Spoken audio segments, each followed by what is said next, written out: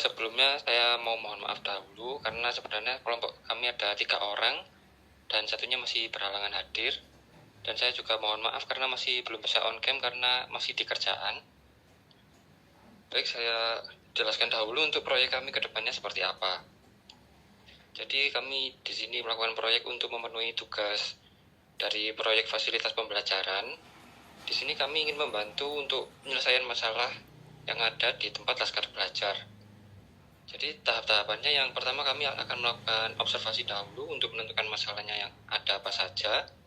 Kemudian kami akan menentukan solusinya dan akan dikonsultasikan terlebih dahulu oleh dosen. Baru nanti kita akan implementasinya sekitar 1 bulan hingga 1,5 bulan lagi. Dan pertanyaannya akan dilanjutkan oleh Mbak Dinda setelah ini. Silakan Mbak Dinda. Baik Kak, mohon izin menyampaikan beberapa pertanyaan dari tim kami. Jadi di sini kami memiliki beberapa aspek yang ingin ditanyakan. Yang pertama yaitu mengenai sarana dan juga prasarana. Langsung saya mulai aja ya Kak ya. Pertama, sarana apa saja sih yang tersedia dan digunakan rutin di Laskar Belajar seperti kayak buku, alat tulis, kayak papan tulis, proyektor seperti itu. Jadi medianya. Oke, baik Kak. Sebelumnya mohon maaf karena saya ada di luar. Kalau misalnya ada suara-suara yang agak berisik. Nah, izin menjawab ya untuk kegiatan Laskar Belajar ini. Kami hanya memfasilitasi dalam bentuk print-printan aja Kak. Jadi kan biasanya kalau pengajar kami mengajar, kita kegiatan belajar mengajar itu pengajar itu bebas untuk menggunakan media apapun selama dia mampu. Kalau misalnya mau pakai HP bisa, pakai laptop bisa, atau yang elektronik misal lewat web gitu kayak Wonderwall atau mungkin Quizzes itu bisa. Namun harus disesuaikan di setiap rumah belajarnya. Karena ada juga yang ketika rumah belajar itu diberikan suatu media elektronik itu kurang kondusif dan berisiko kayak misal rebutan atau mungkin malah gak fokus belajarnya. Nah, biasanya yang paling sering kita gunakan itu adalah print-printan kayak misalnya pengajar itu bikin LKPD. Kita kan sudah tentukan materi apa saja yang akan diajarkan, subbab apa aja yang akan diajarkan. Pengajar ini eksplor secara mandiri untuk kayak LKPD ataupun latihan soal gitu-gitu aja. Cuma nanti kalau butuh print itu baru kita yang yang kita yang printkan seperti itu. Oke, baik Kak. Pertanyaan selanjutnya,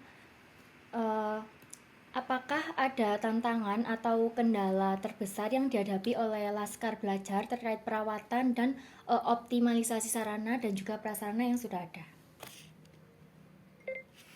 Baik, tentunya ada kendala ya karena kita nggak secara langsung bisa menjaga alat tersebut karena kan mengingat kami juga ada 4 rumah belajar ya, dan di keempat rumah belajar itu kita nggak punya ruang tersendiri gitu untuk menyimpan barang-barang kita. Cuman ada di Setap Semi ataupun di Aksara dan juga Rumbel yang paling prepare untuk menyimpan alat-alat. Tapi itu pun kita nggak selalu bisa mengkondisikan media kayak misal buku-buku dari donasi ataupun yang adik-adik punya itu secara baik gitu. Kita belum bisa merawat media itu dengan baik seperti itu Kak, karena kita ini terbatas oleh tempat seperti itu. Baik Kak, saya lanjut ke aspek selanjutnya ya, mengenai kegiatan belajar. Yang pertama, metode belajar apa sih yang sering diterapkan di Laskar Belajar, misalnya kayak berkelompok atau praktik langsung seperti itu, dan kenapa alasan metode itu dipilih? Bisa diulangi lagi? Oke, baik. Jadi metode belajar apa sih yang paling sering digunakan di Laskar Belajar seperti kelompokan atau praktik langsung, dan mengapa metode tersebut dipilih? Oke, kalau metode itu biasanya kita banyaknya itu metode ceramah. Kita nggak ada metode spesifik buat ngajar adik-adiknya, karena kita membebaskan pengajar kita untuk menggunakan metode apapun, mau secara itu nanti bermain ataupun nanti biasa penjelasan secara biasa atau lewat permainan, itu bebas. Hanya saja memang kita harus lihat karakteristiknya di setiap rumah belajar. Nah, kalau yang lebih sering ya itu Kak tadi, ceramah. Oke Kak, baik. Sebelumnya Kak, Ya, ini terdengar gak ya suara saya? terdengar kok Kak. Dengar Kak. Oke. Oke. Lalu bagaimana sih cara Laskar Belajar menyesuaikan materi dan kegiatan agar sesuai dengan tingkat usia atau kemampuan belajar siswa yang beragam? Oke, mungkin dari teman-teman saya ya mungkin ada yang ingin menjawab dari Kak Minarti dan Kak Almira. Baik, izin masuk. Apakah terdengar suara saya? Baik, terdengar Kak. Baik, jadi tadi pertanyaannya bagaimana menyesuaikan materi untuk adik-adiknya, seperti itu ya? Iya Kak, betul. Jadi dari kami, materi yang kami sampaikan kepada adik-adiknya itu adalah kita biasanya menanyakan materi di kelasnya itu sampai di mana gitu Kak. Jadi misalkan di kelas 4 materi IPA. IPA misalkan mereka sudah sampai di materi tentang binatang. Nah, di situ kita meriset materi tentang binatang yang sekiranya di kelas 4 itu sudah disampaikan. Seperti itu Kak. Jadi kita itu biasanya juga mencari materi-materi di Google kan biasanya banyak, dan juga melihat tanggal-tanggalnya tuh udah masuk semester 2, semester genap atau semester ganjil gitu. Jadi kita menyesuaikan materi di situ. Dan kalau misalkan ada adiknya yang memiliki PR atau mungkin besoknya ujian, kita juga bisa mendampingi mereka untuk mempelajari pelajaran yang akan diujikan besok. Seperti itu Kak. Oh, jadi dalam satu kelas itu ini ya Kak, beda-beda ya usianya gitu. Iya Kak, jadi dalam satu rumah belajar itu kami ada 6 kelas, mulai dari kelas 1 SD sampai kelas 6 SD. Tapi kami juga menyediakan untuk anak TK, jadi mulai dari TKA sampai TKB. Karena kan di situ anak-anaknya juga beragam ya usianya, mulai dari 3 tahun sampai paling maksimal anak SMP umur 13 tahun, seperti itu Kak. Jadi kami membaginya sesuai kelas. Baik Kak. Lalu bagaimana sih Laskar Belajar mengukur keberhasilan dari kegiatan belajar yang telah dilakukan? Misalnya seperti melalui tes biasa sih Kak, kayak lewat kertas gitu, atau proyek, portofolio, atau observasi. Oke Kak, izin jawab. Untuk itu, untuk mengukur keberhasilan kita itu nggak ada kriteria khusus ya. Karena asalkan kita bisa menyampaikan materi itu dengan baik, dan ketika anaknya diulang kembali pertanyaan atau pelajaran tersebut bisa menjawab atau bisa memahami, kayak sudah paham, anaknya udah paham, itu udah termasuk bisa gitu. Karena terkadang itu adik-adiknya itu nggak mesti mau belajar gitu, jadi kita harus menunggu mood. Kadang juga kalau misalnya kita punya minggu ini kita belajar matematika, ternyata adiknya nggak suka matematika, nah kita tanya dulu, adiknya itu mau belajar apa kamu selain matematika. Misalnya Kak mau menggambar dulu, oke, kita turutin dulu adik-adiknya mau menggambar, terus lalu baru kita sisipin pembelajaran yang memang tujuan kita hari ini, memang sudah terjadwal hari ini, kayak matematika. Kita sisipin materinya di sela-sela ketika adik-adiknya itu udah dapat mood belajar. Seperti itu. Oke, baik. Selanjutnya ke aspek yang ketiga, yaitu mengenai peran fasilitatornya. Gimana sih Kak pengelolaan kelas, kayak seperti waktu atau aturan-aturannya gitu? Kalau Kalau pengelolaan kelas mungkin yang sama yang kita ajarkan di awal itu mungkin dari awal kita harus terutama berdoa lalu menyanyikan lagu Indonesia Raya, terus kita pisah kelas dulu, kayak yang kelas 1 ikut kak siapa, kelas 2 ikut siapa, kelas 3 ikut kakak ini ya. Jadi seperti itu. Terus nanti setelah pembelajaran selesai, nanti mungkin ada apa ya namanya, hari ini kita belajar apa sih gitu, adiknya ditanya lagi, lalu berdoa, dan juga nanti pengajarnya ada evaluasi sendiri kendala apa yang dialami, kayak tadi ada kendala apa di kelas ini, nanti kita satu sharing hari ini adik-adiknya belajar apa, apakah ada kendala yang perlu diperbaiki atau udah aman gitu. Oke Kak, baik. Selanjutnya, bagaimana interaksi guru dengan peserta didik? Kayak apa namanya? Kayak dua arah kah, atau memberi kesempatan bertanya dan lain-lain. Misalkan adiknya kayak punya pertanyaan sendiri yang misalkan di luar dari materi itu, apakah seperti itu atau bagaimana? Kalau untuk saat ini lebih ke ini ya, kalau memangnya saat belajar itu adiknya punya pertanyaan sendiri, ya kita sebisa mungkin bantu jawab gitu. Tapi lebih seringnya kita yang lebih aktif bertanya kepada adik-adiknya atau mengajar ke adik-adiknya. Kalau untuk adiknya yang bertanya dengan kita itu lumayan jarang. Baik Kak, selanjutnya ke aspek peserta didiknya. Apakah peserta didik terlihat antusias saat mengikuti pelajaran? Oke, jadi tergantung situasi dan kondisi di setiap rumah belajar. Terkadang itu kalau misalnya memang saat ini pelajaran yang mereka suka, ya mereka bakal antusias. Atau mungkin media yang digunakan sama pengajarnya itu menarik, ya mereka bakal antusias seperti itu, Pak.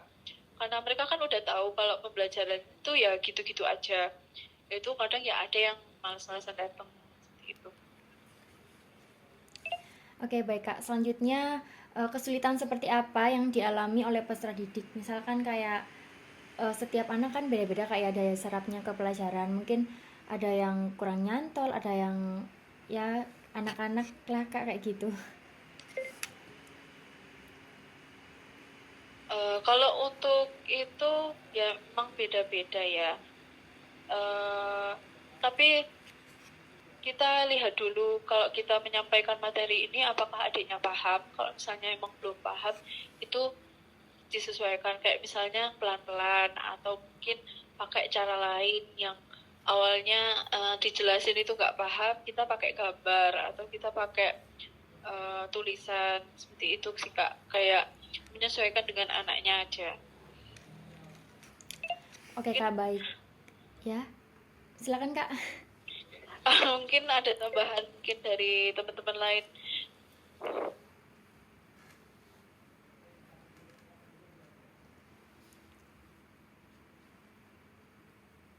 Oke, kalau misalnya nggak ada bisa dilanjut Kak. Baik Kak, kita ke aspek yang kelima ya, mengenai dukungan lembaga. Yang pertama, apa sih kebijakan atau aturan dari lembaga yang mendukung proses pembelajaran di Laskar Belajar? Oke, untuk dukungan dari lembaga itu kita tentunya ketika membutuhkan sesuatu atau meminta fasilitas, kita melis ya kebutuhan yang kita lihat di lapangan itu apa aja. Misalnya ada alat tulis atau media, itu kita ajukan, kita buat proposal dan ajukan ke yayasan kami. Nah, tentunya yayasan kami berusaha untuk memenuhi kebutuhan ya, kayak kebutuhan dasar, kayak misalnya meja belajar, buku tulis, alat tulis, terus media. Cuman media ini belum ada ya. Terus kayak lemari buku, nah rak-rak buku seperti itu, Kak, papan tulis. Nah, mungkin dasar seperti itu aja. Oke Kak, baik. Selanjutnya, apakah ada program yang dijalankan lembaga untuk meningkatkan kualitas pembelajaran seperti pelatihan atau workshop-workshop gitu?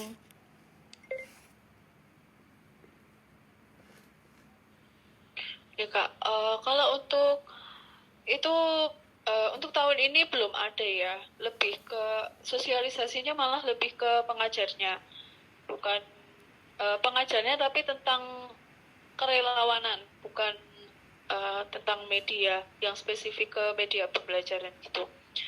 Untuk saat ini sih belum ada ya Kak.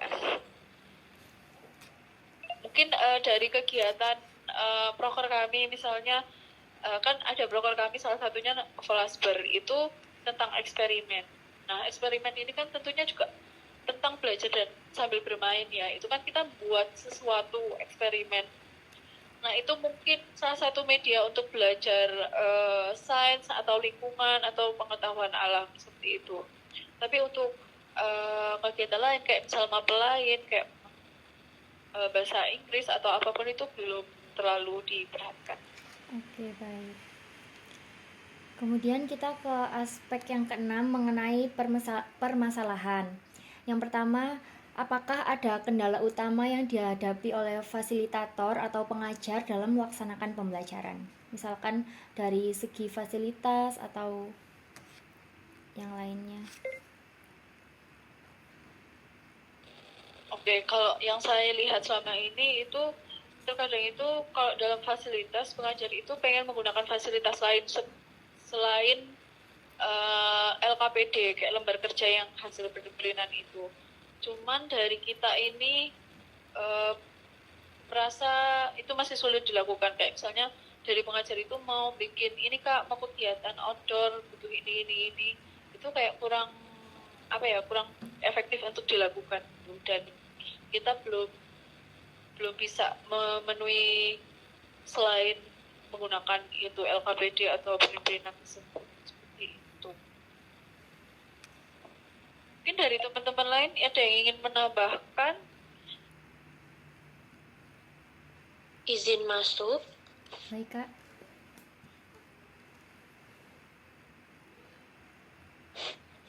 Baik, untuk terkait kendala, selain fasilitas tadi, mungkin ada kendala dari adik-adiknya juga, yaitu sudah menjadi kendala utama. Karena ketika kita mau mengajar, tetapi adik-adiknya tidak antusias atau bahkan tidak hadir, itu sangat menghambat kegiatan kita. Karena ada beberapa rumah belajar yang adik-adiknya itu kurang koordinasi. Jadi waktu mereka belajar di hari Minggu itu mungkin karena ini ya, Minggu itu kan harusnya buat bermain terus atau buat istirahat, tapi karena mendengar belajar jadi adik-adiknya banyak yang males gitu. Jadi terkadang mereka itu suka tidak menghiraukan apa yang kita lakukan. Jadi itu dari adik-adiknya. Terus habis itu juga dari pengajarnya. Untuk pengajarnya ini mungkin karena memiliki jadwal yang berbeda-beda dan juga kegiatan yang mungkin tabrakan dengan kegiatan Lasber ini, hampir atau rata-rata pengajar itu kurang berkontribusi. Jadi pengajarnya tuh banyak yang nggak datang atau bahkan yang datang tuh cuma 1-2 gitu, dan itu juga mempengaruhi semangat adik-adiknya. Jadi ketika kakaknya yang datang cuma dikit, adik-adiknya juga kurang antusias, seperti itu kendalanya. Oke, baik Kak. Saya kira ini pertanyaannya sudah cukup. Terima kasih buat kakak-kakaknya yang sudah meluangkan waktu dan memberikan informasi. Nanti data ini akan sangat bermanfaat buat penelitian dan pengembangan proyek kami. Semoga kerjasama kita bisa memberi manfaat baik bagi kami dan juga maupun Laskar Belajar. Oke, baik Kak, dari kami juga